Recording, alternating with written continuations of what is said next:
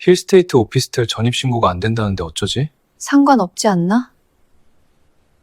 오피스텔인데 전입신고 안 된대요. 그래도 그냥 살면 되는 거 아닌가요? 이 질문 상담 현장에서 정말 많이 듣습니다. 그런데 이 질문에는 반드시 먼저 짚고 넘어가야 할 전제가 하나 있습니다. 업무용 오피스텔에는 전입신고를 하면 안 됩니다. 안녕하세요. 운정역 하이탑 부동산입니다. 오늘은 요즘 한참 입주 중인 스타필드를 품은 힐스테이트 더 운정 오피스텔을 업으시러 오시는 분들이 많이 계셔서 업무용과 주거용을 구분해서 자세히 설명해 드리겠습니다. 오피스텔의 전입신고, 이건 애매한 문제도 아니고 선택의 문제도 아닙니다. 법적으로 명확한 기준이 있는 사안입니다. 왜 이런 일이 생길까요? 오피스텔은 겉으로 보면 아파트와 거의 차이가 없습니다. 화장실 있고 주방 있고 침대 놓고 실제로 생활도 가능합니다. 그래서 많은 분들이 집처럼 살 수 있으니까 전입도 되는 거 아니야? 이렇게 생각하시게 됩니다. 하지만 법은 다르게 봅니다. 오피스텔은 건축물 대장 기준으로 크게 두 가지로 나뉩니다. 하나는 주거용 오피스텔, 다른 하나는 업무용 오피스텔입니다. 주거용 오피스텔은 처음부터 주거 목적으로 허가를 받은 건물입니다. 그래서 전입신고가 가능하고 주택임대차보호법도 적용을 받습니다. 반면 업무용 오피스텔은 건축물 대장상 명확히 업무시설로 분류됩니다. 법적으로는 사무실입니다. 그리고 주민등록법상 전입신고는 주거용 건축물에만 가능합니다. 즉, 업무용 오피스텔에는 전입신고를 할 수 없고 해서도 안 됩니다. 특히 요즘 오피스텔 월세 계약 시 가끔 보시면 일반 사업자로 계약을 했을 경우 계약서 특약에 전입신고 시 발생하는 손해배상은 임차인이 부담한다는 조항이 들어가는 경우가 있습니다. 임차인이 전입신고를 할 경우 임대인은 환급받은 부가세를 반납하여야 하며 오피스텔은 업무용에서 주거용으로 전환됩니다. 그럴 경우 주택수에 산정되는 불이익을 받을 수 있기 때문에 계약서에 조항을 넣는 경우가 있습니다.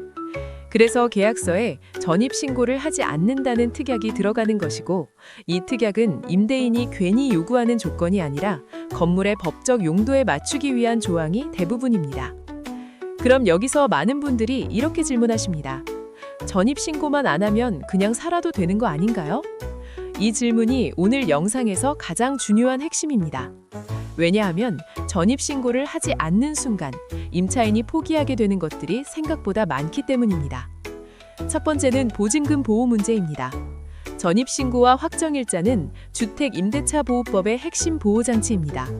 이게 있어야 대항력도 생기고 우선 변제권도 확보됩니다. 하지만 전입신고를 하지 않으면 이 보호장치 자체가 작동하지 않습니다. 집주인이 바뀌거나 건물이 경매나 공매로 넘어가게 되면 보증금을 돌려받지 못할 위험이 커집니다. 특히 업무용 오피스텔은 근저당이 많이 설정돼 있는 경우가 많아 이 위험이 더 커질 수 있습니다. 그렇기 때문에 업무용 오피스텔을 월세로 들어갈 경우에는 최대한의 보증금을 적게 하는 것이 통상적이긴 합니다. 두 번째는 전세보증보험 가입 불가입니다. HUG, SGI 같은 전세보증보험은 전입신고가 필수 조건입니다. 즉, 업무용 오피스텔에 전입신고를 하지 않는 경우 보증보험 자체가 불가능한 경우가 많습니다.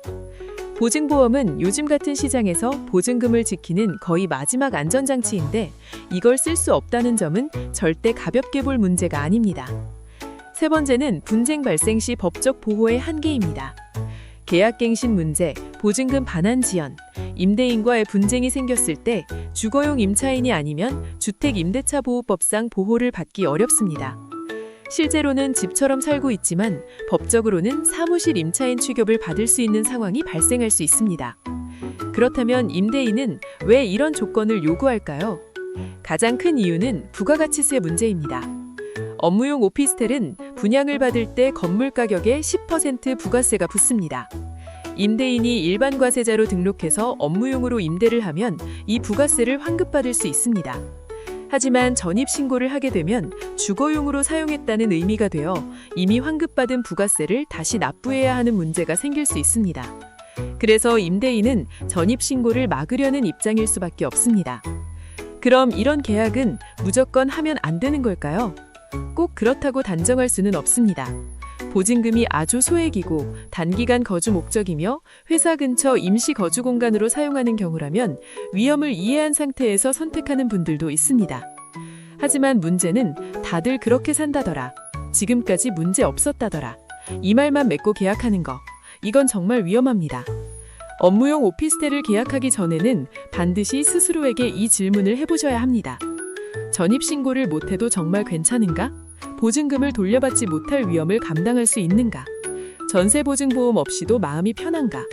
주택임대차보호법 적용이 안 된다는 사실을 정확히 이해하고 있는가? 이 중 하나라도 불안하면 그 계약은 다시 한번 생각해 보시는 게 맞습니다. 집은 단순히 들어가서 사는 공간이 아닙니다. 보증금이라는 큰 자산이 함께 움직이는 계약입니다. 특히 자녀가 거주할 공간이라면 조급하게 결정할 필요는 없습니다. 조금만 기다리면 전입신고도 가능하고 법적으로도 안전한 선택지는 분명히 존재합니다. 오늘 이야기의 핵심은 이것입니다. 업무용 오피스텔에서 전입신고가 안 되는 이유는 단순한 불편함의 문제가 아니라 세금, 보증금, 법적 보호와 모두 연관된 문제라는 점입니다. 전입신고가 된다고 무조건 안전한 것도 아니고 안 된다고 무조건 불법인 것도 아닙니다. 다만 그 의미를 정확히 알고 내 상황에 맞게 선택하는 것이 가장 중요합니다. 조급한 계약보다는 조금 느려도 안전한 선택을 하시길 바랍니다.